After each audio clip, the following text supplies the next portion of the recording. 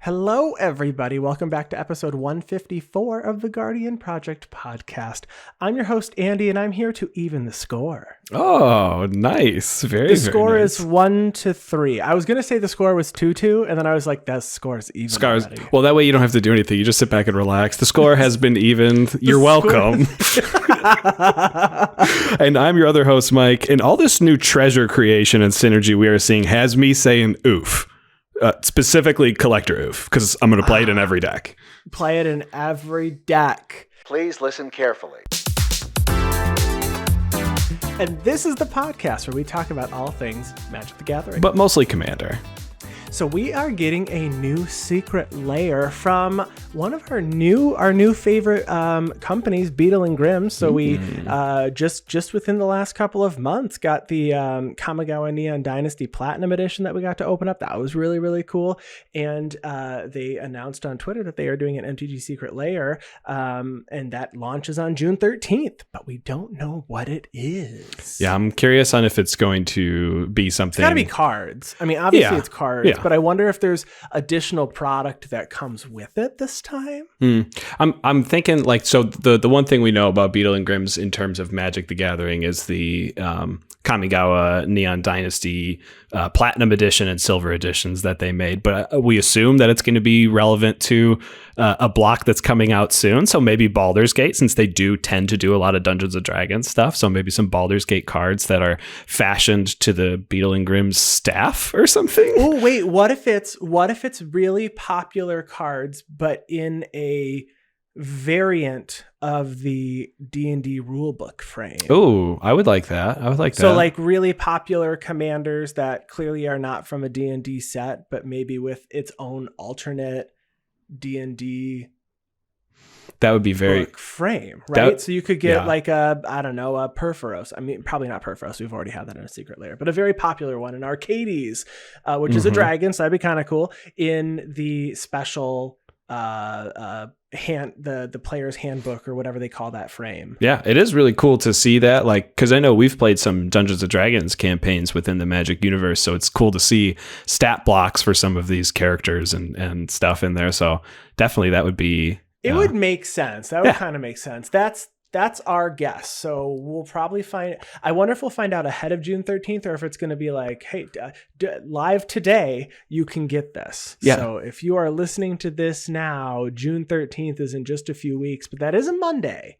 It is on a Monday, June 13th. So if you follow us on Twitter or in our Discord, you will hear about it as soon as we do on June 13th. We also wanted to say thank you to a brand new patron of ours, Mike Flucher. Thank you so much. What is Mike's portion of the project that he has to take care of for us? Oh, I haven't been working on it. I hope you have been. Oh, this is why we keep recruiting people to the project, so neither of us actually have to do anything. We don't have to work on the projects anymore. That's right. We did get asked on stream just a couple of weeks ago, like what kind of project we were doing it for and what level of school. And I don't want to be doing like a grad school or like capstone projects. Like, no, thank you. At this point, I think we only know like the 3 letters, the hyphen, and the 3 numbers for our class. We don't know what it's about or what it's for. We just keep recruiting people to do our homework for us.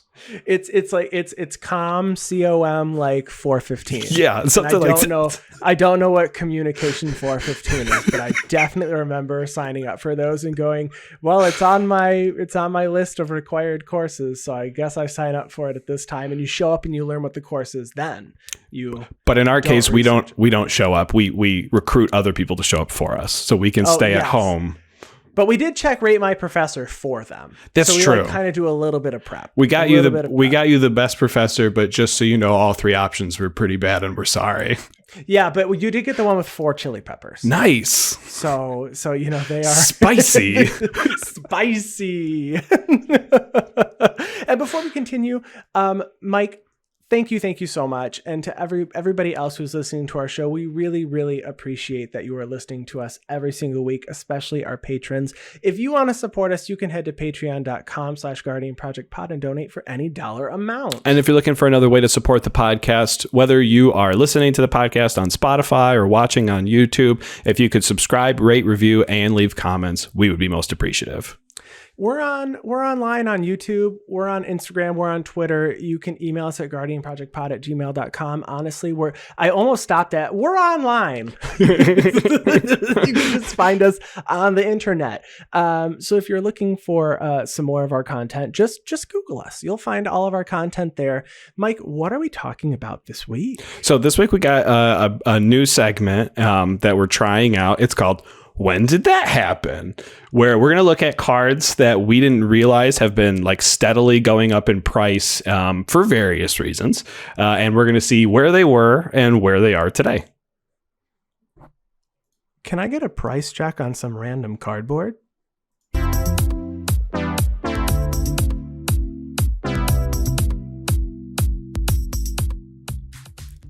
So honestly, when I build a lot of my commander decks, I do have a lot of cards that I am planning on putting into decks.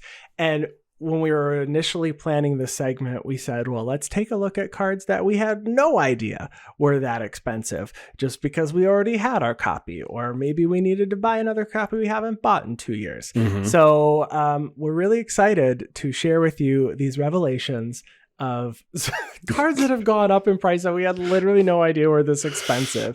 Why don't you start us off with this first one that is mind-boggling for an uncommon? Yes. This is a card that is near and dear to my heart that I've been playing for since the dawn of me playing Magic the Gathering.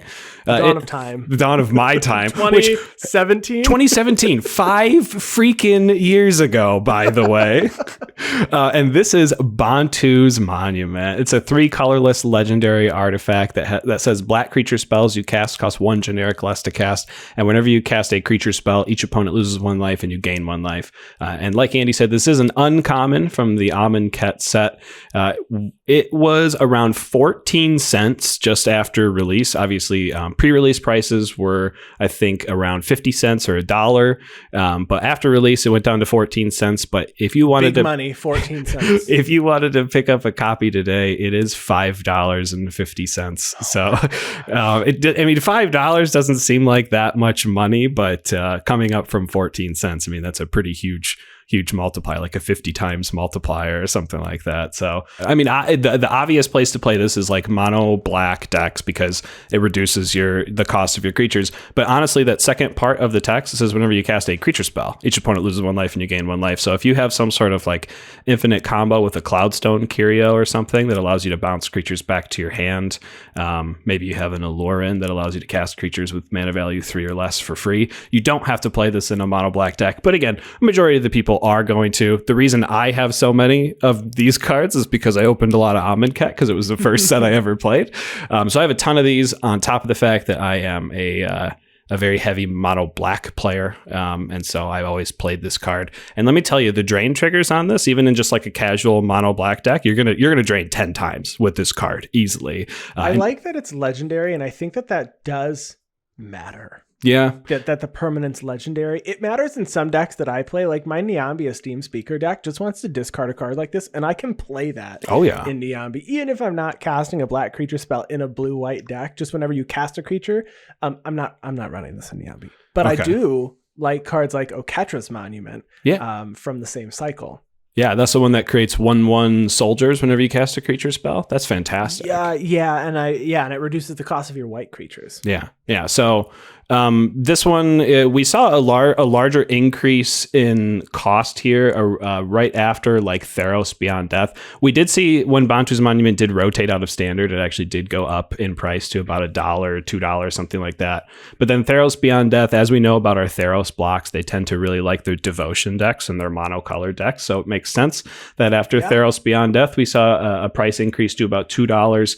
And then from there, it's just been a steady increase. No reprints of this card, only 1 printing ever in Amonkhet. They didn't have draft boosters, set boosters, and collector boosters back then. It was only draft boosters, so there's only 1 version of the card available. Well, I guess foil and non-foil, but yeah. So if you want to pick up one of those now, it is going to cost you $5.50 until it gets reprinted.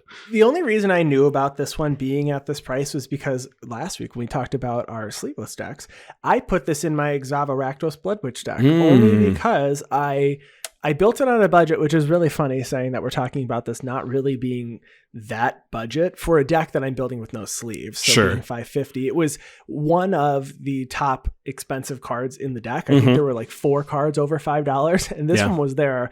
I also have quite a bit of Amonkhet, but I didn't know this would be so expensive. But yeah, it has been steadily increasing since 2020, and maybe that has to do with the fact that people were at home and buying paper for Spell Table. That could be. You know, I think as we looked at each of these, a lot of them could have the same type of inference that they were going up since 2020. But you know.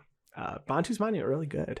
The first card that I have on my list is Mox Amber, which is funny that I'm talking about a card with Mox in because usually the Moxes are expensive, obviously bearing a few of them. But Mox Amber is a legendary artifact, another legendary artifact. Wow. That costs 0. And it says tap to add 1 mana of any color among legendary creatures or planeswalkers that you control. So this card came out in Dominaria, so it's been out for a few years. When it was in standard, kind of around release, it was around $25, and it shot down after it rotated out, which was in 2019. It dropped to around $7, which was like a really good price, and I believe that's when I actually bought one playset. I said, I don't know, this is legal in Modern. It's a Mox. I mean, it's legendary, but I don't know. It's legal, so I feel like maybe I'm doing things right, and maybe I'll play one in Commander. So I picked them up when I could afford them, and they've had quite a few ups and downs actually in 2020. It spiked back up to around $25 to $30 just after Throne of Eldraine. It kind of came back down to $20 around Zendikar Rising. So we're kind of around the middle or towards the fall before 21, and then it's been steadily increasing. It's now a $50 card,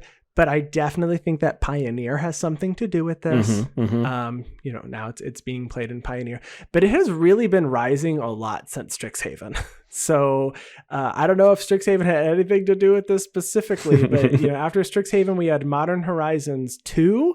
It shot up, and it's just been steadily increasing. And I'm not sure how easily this will be reprinted unless it's in like a double Masters or a Masters type set. Maybe we'll get it in double Masters. Well, we could think to just give it back to us in Dominaria United in a standard set, so we can try to break it with a card like Kethis of the Hidden Hand the last time this was in standard. But yeah, no, this card is really, really good, especially for us Commander players. I mean, chances are we're going to, own a legendary creature or planeswalker, seeing as we have one sitting in our command zone most of the time. So Mox Amber being strong there. We even got, during during Commander Legends, we got Rogrock, Son of Rogra, a 0 mana commander that takes advantage of Mox Amber really, really well. That I liked running in some of my mono red decks. But, you know, to your point of the price spike at Strixhaven, you know, 2 sets right before Strixhaven, we saw Kaldheim, and Kaldheim had a lot of legendaries in there, both. And I guess this wouldn't work if you cast those Kaldheim gods on their equipment side, because it does have to be either a creature or a planeswalker for Mox Amber to tap for a color. But maybe that had something to do with it.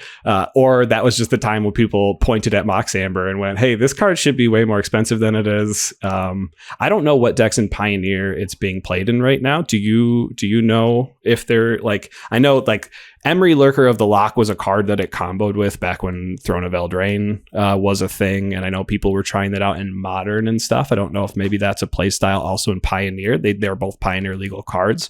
So maybe there's some combo stuff going on like that with Mox Amber causing the price increase. I have literally no idea what this is being played in. I just think it's a Mox. It works well in every Commander deck that you have because they're being helmed by a legendary creature or a planeswalker. So I was stunned when I realized this card was more than like $20. I assumed it was still around 25 because I think that was the last time I looked. I mean, after we stopped playing in person for a few years, this was not a card that I talked about or even thought about, honestly. It was something that sat in a binder for forever until I threw it in Niambi. So it was not something I've looked at for at least 2 years. Yeah. Yeah. Like I said, if it wasn't for Rogue Rock from Commander Legends, I would have been in the same place, not looking at that card. So cool to see it. So Smothering Tithe, I know everyone knows about this card. Everyone knows this card's, a little bit on the expensive side. I know this card. I know it well. Everyone knows this Smothering Tithe, this white enchantment, 3 and a white. It says whenever an opponent draws a card, that player must pay 2 generic mana. If the player doesn't, you create a colorless treasure artifact token with tap, sacrifice this artifact, add 1 mana of any color. I like that you said they must. So you must do this. Oh, that player may pay too. You're right. It doesn't say must. I'm just putting in my own words. Yeah, you must. If you're not on the Smothering Tithe train and you're on the other side, you're like, oh please, dear God, please pay this, because right now this is not going to be good for us. It's right. That's right. So if you weren't aware, back when this card came out, back in Ravnica Allegiance, this was a $2 card at release. And this card is now going for $42.50.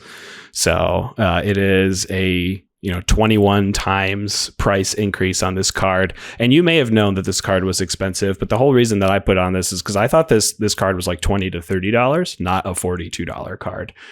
This is the one we were talking when we were prepping for the show, and as we looked at the list, because we do know the cards that each other put on, I said, you didn't know this was $42, and because I own a few copies, and I think this is a card that when I'm building a deck that has white, I know a lot of people are talking about taking it out, and maybe that is the route some people went, because you do have to remember, you do have to ask questions, you do get targeted when you run it. I find in most cases mine just eats removal, which is fine, because then you removed this enchantment over, I don't know, something else, maybe you removed it over the Rhystic Study. But I feel like I knew this price because I feel like I still really highly value this card, and I do enjoy playing it, and I don't mind when someone else has it, because you get to see a lot of really big plays when they're enabled with massive amounts of mana, because no one wants to slow down their own gameplay. Right. I think I have this card in 2 different decks, and I've never moved it, which would be why. And that would be mono white Dejuru Planeswalkers, and then Abzan tokens. And it's only in there because tokens,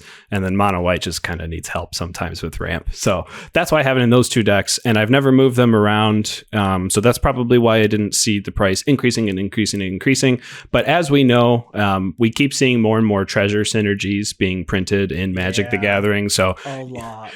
On top of the fact that, they're always going to print cards that draw people cards, and people are always going to be greedy and not pay the 2 and always allow you to make treasures. I'm feeling personally attacked across the internet right now, because the answer is I am going to draw 6 and I am not going to pay 12. Who has 12 mana to draw 6 cards? Nobody. Who has 12 mana to draw? Well, I paid a lot of mana to draw my 6. That's right. I don't have any more left to pay for your taxes. That's right. There's nothing wrong with that. We've had some games. I think we had games on stream where I got destroyed by a Smothering Tithe because there was a Trudge Garden combo of some sort. Nice.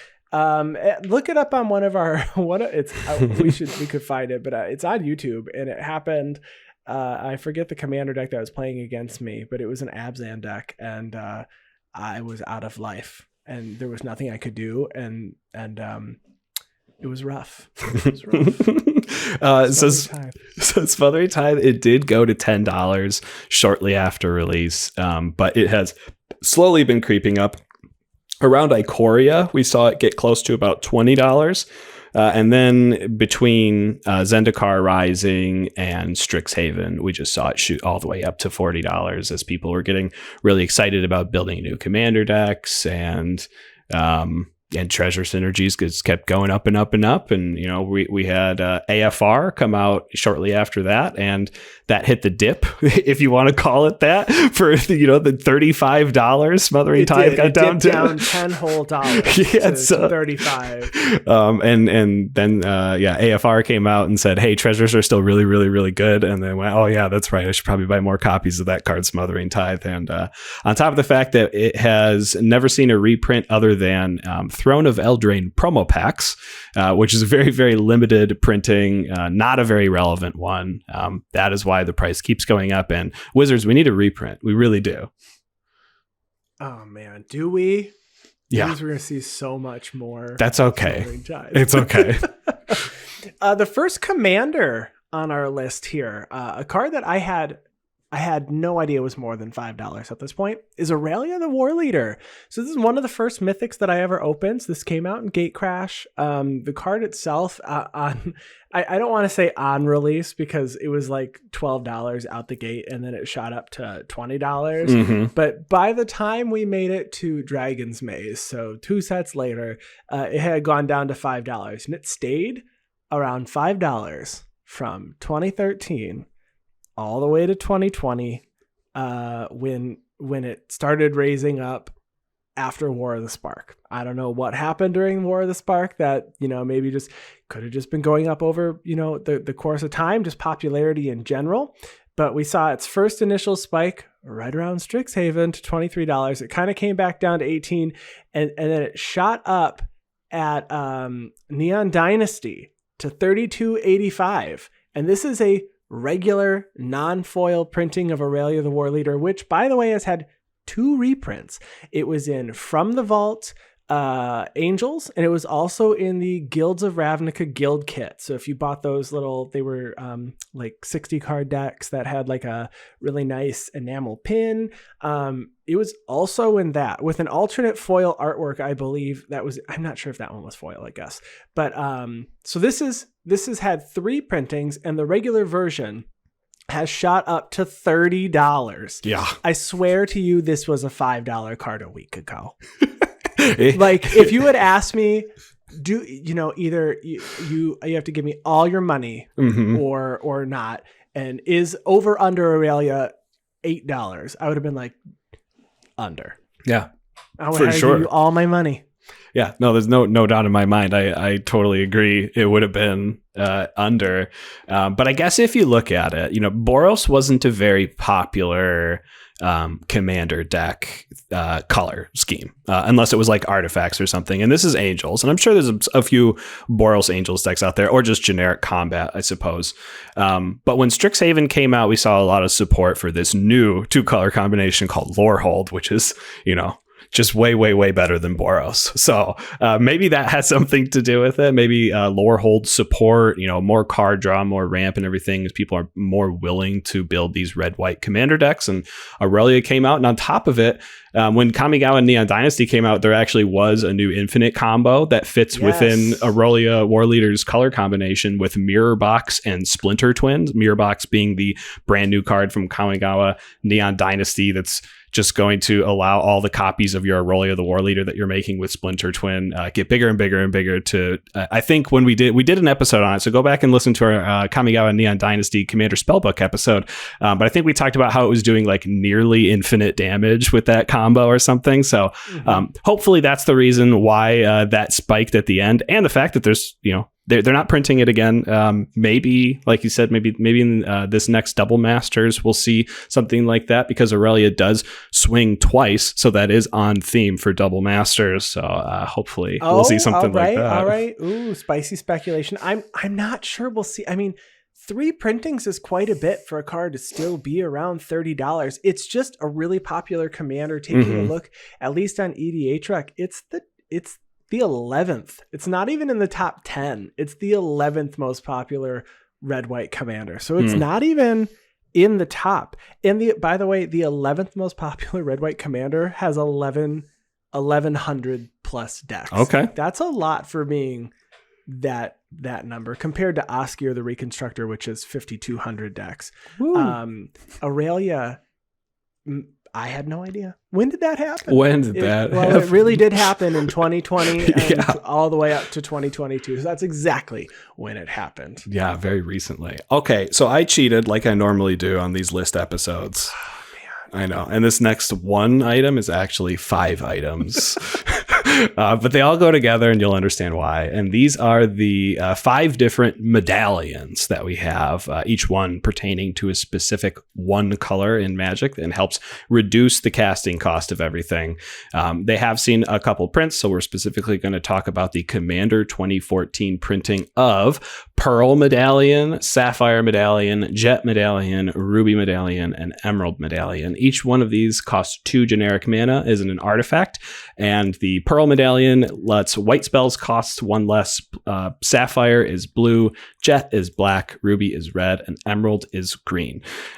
So most of these around the time of their printing back in 2014, obviously Commander wasn't as popular as it is today, but all of them could be had for $2 or less.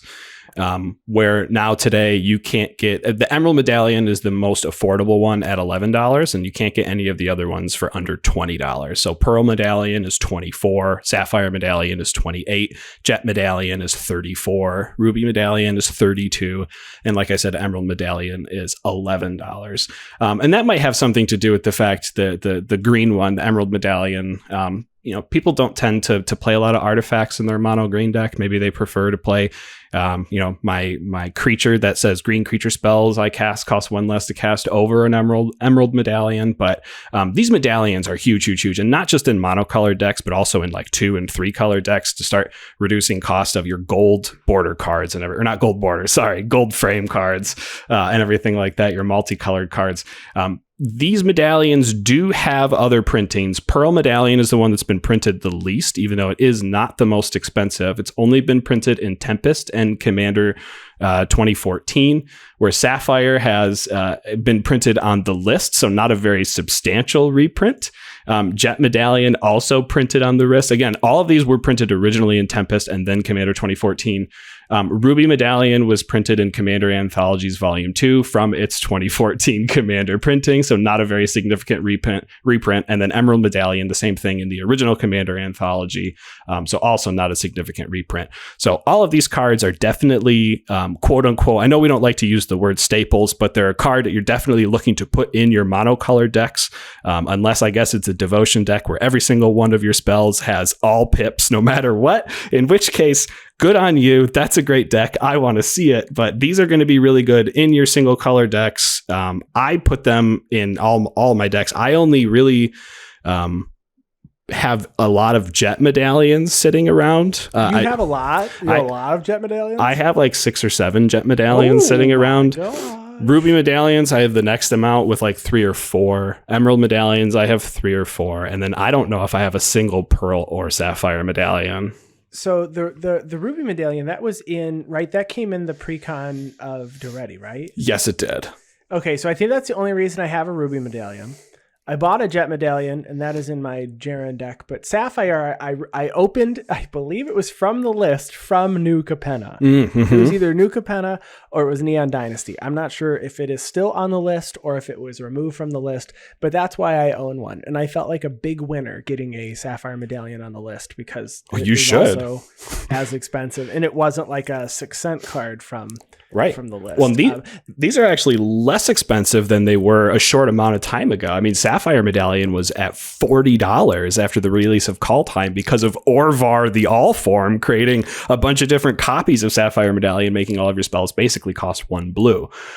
So yeah, like these I knew were expensive. I guess I didn't realize the price, but I assumed they were all in their 20s, but seeing some in their 30s, and if you want the Tempest version, you're definitely paying in the 30s and 40s. If you're loving that old style art, like I know you do, Andy. I don't. I'm not. No, give me the newest border you possibly can. Honestly, once a card starts to get over $10, between like 10 and 15, it's on that point. It makes the point on your list where it's like, I don't know if I need this card. Sure. I'm just going to find a different option. Yeah. So the medallions, I don't own many or put many in decks because they're just too expensive. I'm not made of money. No. Although I still don't wish I was made of money. I like being made out of flesh and bones. I like being made out of flesh. Andy Flory 2022. Let's talk about the Scarab God, which I don't believe is made out of flesh.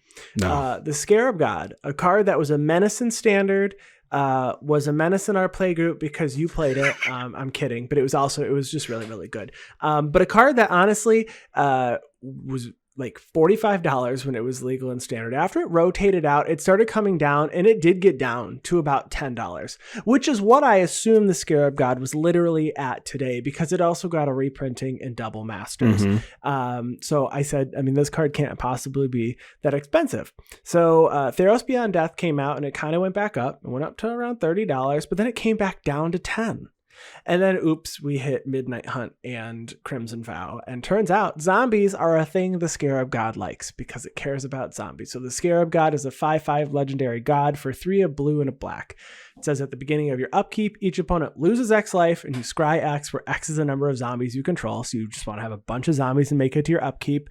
And then it also has pay 4, so 2, a blue and a black. You exile a creature card from a graveyard, and you make a copy of it, but it's a 4/4 black zombie. And then it has my favorite god clause, the Hour of Devastation gods, which is when it dies, return it to its owner's hand at the beginning of the next end step. So they're just like they're recurring gods that are really, really hard to get rid of. After Midnight Hunt and Crimson Vow came out, this card went back up to $40, and it's around $35 now. So $35 with 2 printings for a zombie tribal commander, which is totally fine. I like Wilhelm more personally. Sure. But the Scarab God, great option. But I did want to talk about the fact that this invocation is $350. I did not know this. It has gone up, at least for the last 3 years, by $100 on average per year. So the Amonkhet invocations are stonks.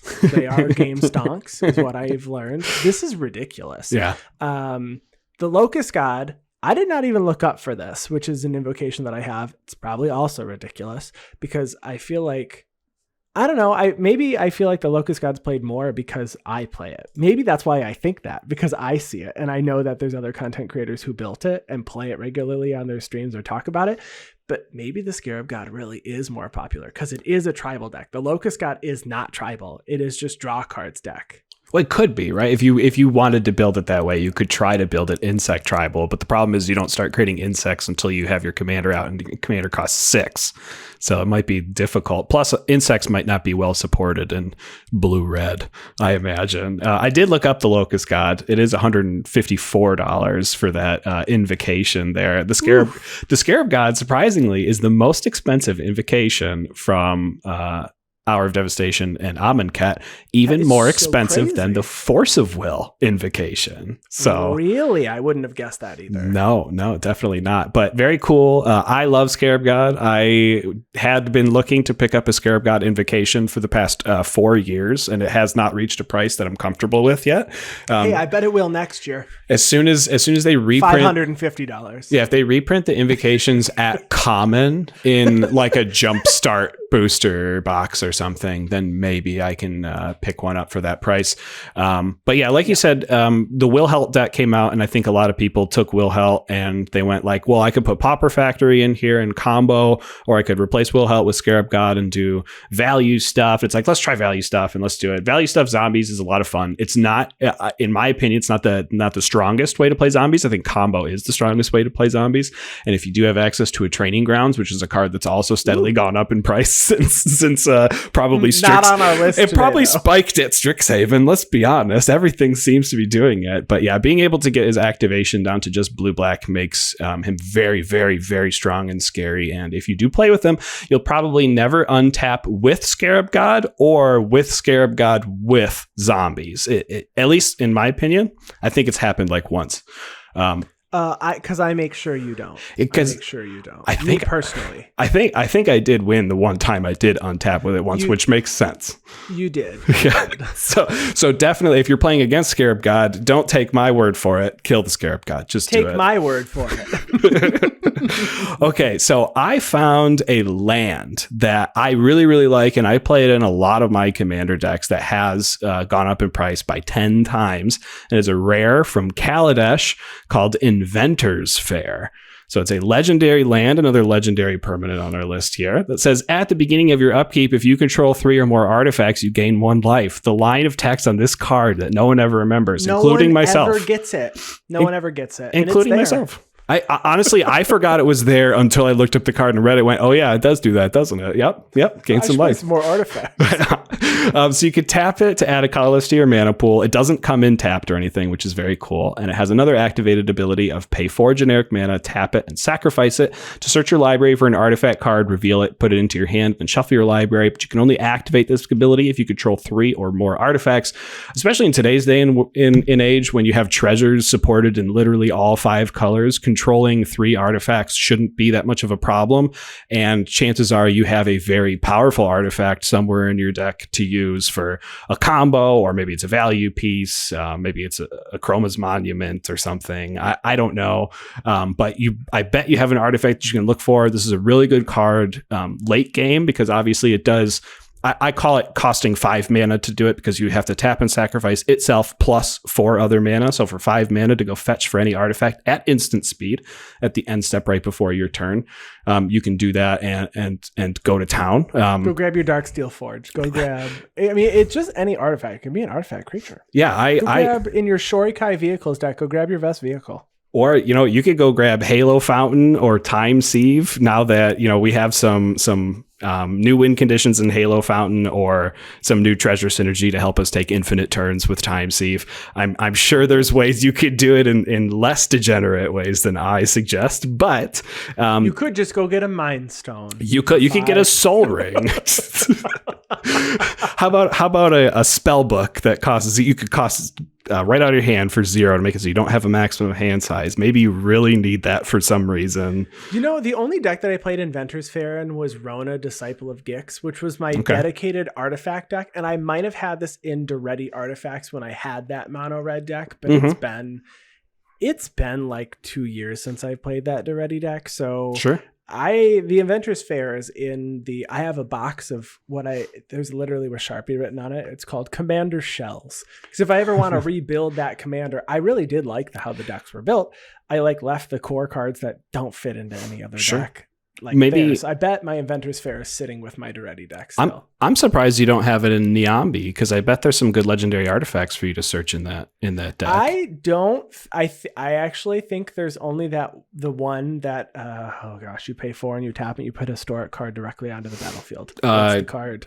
Primal Amulet. No, sure isn't. Not Quicksilver Amulet either, because it's the other one that isn't that one. Not. But I don't think there is. But in Rona, Disciple of Gix, it was cool because I could just go grab really. I was mostly getting it because the life gain worked, and then I could tutor if I wanted later. But it never really did much for me there. And taking a look at my artifacts, the only one that I literally only have one legendary artifact, and it's Thran Temporal Gateway. In Niambi, so it doesn't really make sense there. And I only run 7 artifacts anyway, so I'm probably not going to get that life gain. But Inventor's Fair is a card I expected to be $3.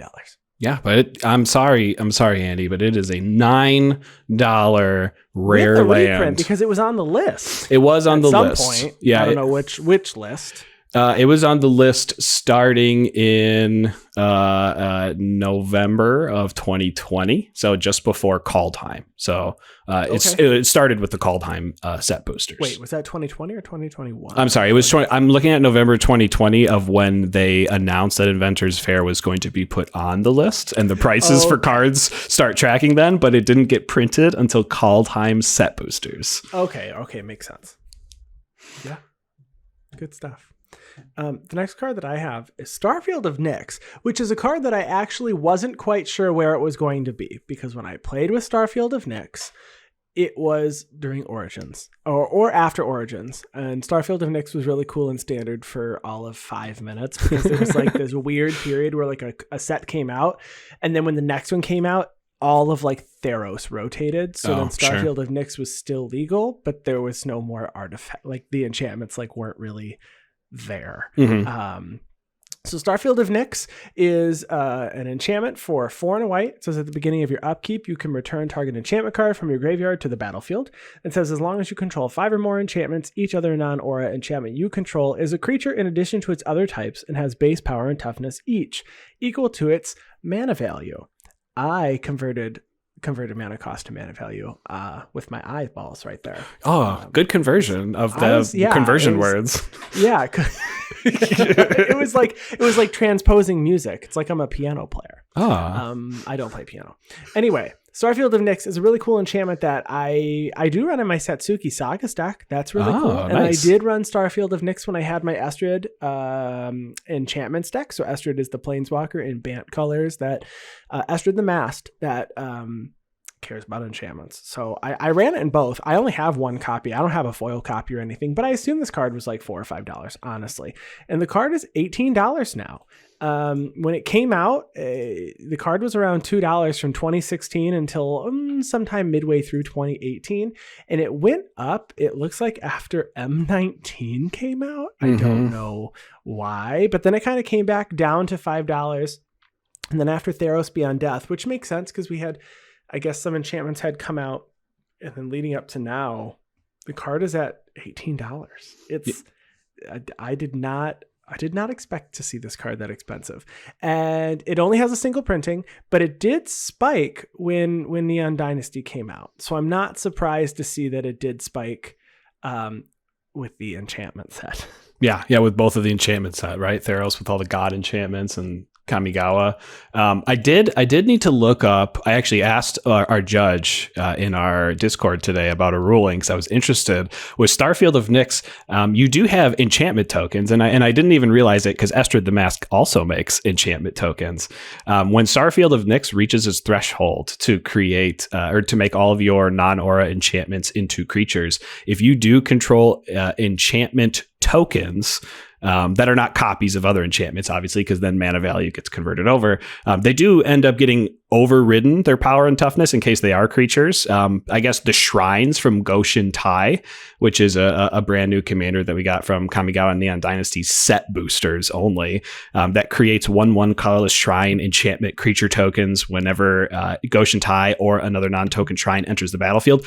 Those shrine tokens are actually going to get turned into 0/0s and then die immediately. So just watch out for that Nambo. Oh, no. But I mean, obviously you can't look past that first line of text of being able to return enchantments from your graveyard to the battlefield, every single one of your upkeeps. I'm really happy to hear that you're playing it in your Satsuki deck, because I think with sagas automatically going to your graveyard after they're, done and matured anyways, it's a perfect card. After the story is told, it was already told. We're going to tell it again, because that's right. How I tell stories to you. Well, Coyle will be like, Andy, you've literally told me this like 10 times. And that's what Starfield of Nyx does on the battlefield. Looking at the Satsuki deck that I have, I mean, there's quite a few enchantments in general. Hallowed Haunting, Elspeth Conquers Death, Sigil of the Empty Throne, Sphere of Safety, Tales of Master Sashiro, and Fall of the Thran, which they're just expensive enchantments that are going to be five or 6 mana value creatures, depending on whether or not they stay out. But I would get a lot of 3 mana value creatures if my sagas were also creatures at the time that they entered the battlefield, I guess, and could swing and tell their story. Are any of those sagas 4-chapter sagas, so they're out there for an extra turn? There is a 4-chapter saga, the first Eroan Games. There you go.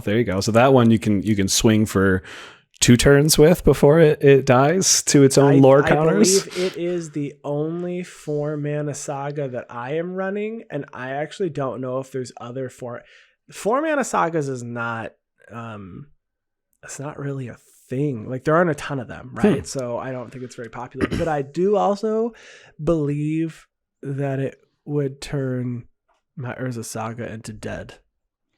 Non-aura enchantment, and Urza Saga is an enchantment land. So Urza Saga, non-bow. Yeah, I don't really think it's going to be around when I do that. No, hopefully not. Okay, so we have a counter spell here next on our list. I love it already. Right. And it's a counter spell that, given if this was printed in standard or if this was printed for a modern direct set or something, it does seem like a little bit too much of a niche or a corner case. But in our world of Commander, holy crap, is this a good counter spell? So Swan Song, I'm sure you've heard of it. For 1 blue, it's an instant, says counter target enchantment, instant, or sorcery spell, and its controller puts a 2/2 bird creature token with flying onto the battlefield. So not only in a 1v1 format are you're not countering planeswalkers or creatures with this counter spell, but you're also giving your opponent a flying 2/2, which can swing for 10% of your life every single turn. So that's probably why it's not being seen in any 1v1 formats, but we see this play in Commander all the time, which is driven demand up high. So when this card was first printed back in Theros, you could pick it up for under $1. So 86 cents. But today, it costs about $13.75 to pick up the cheapest copy, which is still the Theros copy. There are 2 other printings of this in Commander 2016 and a Secret Lair series, Ornithological Studies, both of which the Commander 2016 is a $16 card and the Secret Lair series is a $20 card. So this counterspell, it's good for Commander because chances are one of those 3 types of spells is going to get cast, and a 2/2 isn't that big a deal. Hold on. I'm still stuck on doing math in my head. Is it 10% or 5%? So 20 divided by 2? Just 10. Okay. Yeah, it's 1/10 of your life. You said 10%. Yeah, okay. Yep. Okay, I don't do math, and here I am, full on Winona Ryder, sitting here with the definitely confused look on my face, going, "Is that really a Winona Judd?" Yeah. Okay, so Swan Song. This is a card that I actually knew was expensive because I probably have 15 copies of it. But did you know it was $13, or did you think it was just like, hey, it's an $8 counterspell like my Disallow is and stuff like that? I'm pretty sure the last time I looked at it, it was over 10. So I'm not surprised seeing it at 14. And, okay. I don't own the Ornithological Studies version, which is one of the regrets. One of my big regrets is not getting that one because it is a pretty swan compared to this. Well, I guess they're both pretty swans. I just like the one that seems like it's going to be at a pond near you. I don't hesitate putting this in a Commander deck. No, it's great, and it doesn't feel bad. Like if I'm running blue, I kind of always run Swans. Yeah. It's a good go-to. A 1 mana. It's probably like a deal you can't refuse nowadays. Another 1 mana counter spell. It just might be a little bit too good. Have treasures. Oh, but would you rather me have like my Craterhoof Behemoth? I don't know if deal you can't refuse can counter a creature spell. Don't at me, or do at me in the comments. That'll get you to comment. don't at me. Actually, no, do at me. Please at me. Yeah. I don't know. A deal you can't refuse? Is it a deal? Yeah, I think so. A deal you can't refuse from New Capenna. The card, it's not deal. It's an offer you. It's an offer you can't refuse. I keep typing in deal, and I was like, it's not here. So it says counter target non-creature spell. Yeah, okay, non-creature. 2 treasures, so non-creature. So it is technically a little bit more open-ended than Swan Song, because Swan Song can't counter planeswalker spells or artifact spells, where an offer you can't refuse can. But the difference is 2 treasures versus a 2/2 flying bird. And I guess, an offer you can't refuse is an uncommon that was just printed. I think it is a couple dollars though, even for an uncommon, but a lot cheaper than Swan Song, in case you're interested in that. A lot cheaper. Yeah, because it is a $1.29. Yeah. If you got it in a special print version, which I think is like a promo pack, it's like almost $5. But, oh, nice. The last card on my list is one that I don't run in a single deck. I had no idea this card was this expensive, and the card is Waste Not. And I don't know if you knew this one, but this card is $14 now. It's like $14.50 almost. It came out in M15, and it was also printed in Commander 2016. And the card is an enchantment for 1 and a black. It says whenever an opponent discards a creature card, put a 2/2 black zombie creature token onto the battlefield. It also says whenever an opponent discards a land card, you add black to your mana pool. And finally, whenever an opponent discards a non-creature, non-land card, you draw a card. So it does a lot, as long as you're making your opponents discard things. So cards that actually force discard, cards that are wheel effects like a Windfall or a Wheel of Misfortune, that have everybody discard and draw new cards. That works really, really well with Waste Not. Not really in black for me. I'm usually running like wheel type effects in like blue-red. So I never really added the black. So I'm not really running a Kess deck or a Nekusar deck. So I understand Waste Not could be very good in those decks. But from 2015 all the way until, again, 2020, man, this card was like $3. It went up right around Double Masters, and I have literally no idea why. It came back down and then spiked hard at Strixhaven. And I'm wondering if it's related to that Magecraft combo that came out with Professor Onyx and then the discard thing. And I'm just not sure. But this one on this list is the one that's steadily coming down. So it's at 14 now, but it was at 25. So maybe it's normalizing from some sort of a combo that came out. And I was actually thinking this was potentially related to Tiny Bones, but the timing doesn't line up for me for Jumpstart. Okay. So, well, I see a small... Or is that...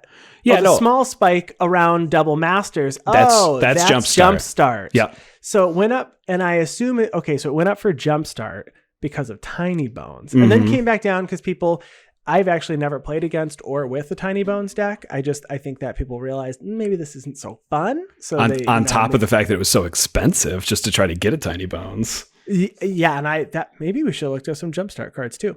But then Strixhaven came out, and this shot way up. So a card I had no idea and would not have guessed was $14.50. So that combo you're referring to with it uses Chain of Smog. Would make you yourself discard the card if you wanted the chain to keep going, which Waste Not wouldn't hit. I think this is more related to a couple cards that were printed in Kaldheim.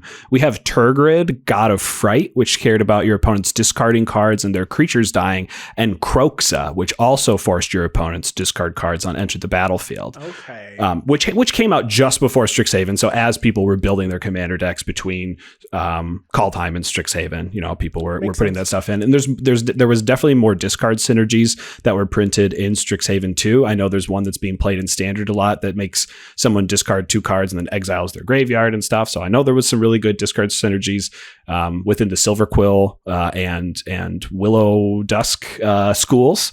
So that could have a lot to do with it too. And in terms of the price decrease, I think the connive mechanic we just saw in Streets of New Capenna really cares about yourself discarding, which again, Waste Not doesn't really care about. So you see cards more like Bone Miser actually increasing in price right now, which was a card printed in the Anji Falconwrath Precon deck, one reprinting on the list. But that card, was sitting at like $4 and stuff. And now that we have a bunch of these Kaldheim cards, Streets of New Capenna cards coming out now, it's shot up to $10. So I think you're going to see like an inverse curve of Waste Not and Bone Miser, even though they both work with wheels. So if you do have a wheel commander, like you said before, Andy, about Kess or Nekusar, I had this in my Nekusar deck for sure. Yeah. It works amazing. Bone Miser works too. You're going to see both of them there. So if we ever see like more wheel support and stuff, you'll definitely see both of these cards increase in price again. And Waste Not, I've even seen Waste Not played in Modern before. It's very niche though. It's a 2-mana enchantment, so it is fast enough to do something before you lose the game in Modern. And maybe if you force your opponent to discard their entire hand, you'll actually survive and be able to do a lot of stuff with it. But just definitely not enough play to see, significant cost impact there. So, but I do love this card. I'm really glad you had it on the list. Yeah, it was mono black. I was like, I'm not surprised. I have no idea what this card is. But that's it for this week. We'd love to hear from you. If you have any cards that you had no idea were as expensive as they are, send them to us. And as always, I'm on Twitter at Andy Flory. And I'm on Twitter at Wormcoil Engine. Of course, I want to give a special thanks to Ryan Nichols, our producer, and Chris Wolf, who handles all of our graphic design. Thank you so much, the both of you, for everything that you do. And to all of you listeners out there, have a great Memorial Day weekend. I hope you get an opportunity to play some Magic, play some Commander. I know we're going to play a lot of Magic this weekend, maybe nonstop.